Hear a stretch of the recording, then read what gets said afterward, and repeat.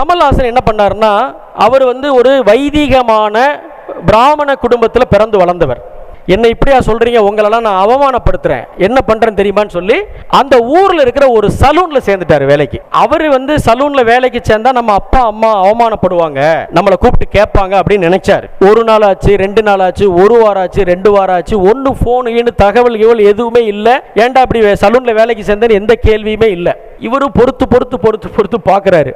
கமல் சாரோட அம்மா கூப்பிட்டு, தம்பி நீ சலூன்ல வேலைக்கு சேர்ந்தா அது எங்களுக்கு அவமானம்னு நினைக்கிற, அது எனக்கு அவமானமே கிடையாது. நீ டாய்லெட் கூட கழுவு, அது எனக்கு அவமானம் கிடையாது. எனக்கு எது அவமானம் தெரியுமா, என் மகன் டாய்லெட் கழுவுற மாதிரி கழுவுறதுக்கு இந்த உலகத்துல வேற ஆளே கிடையாதுன்னு பேர் வர்ற மாதிரி நீ அந்த வேலையை செய்யலன்னா அது எனக்கு அவமானம்.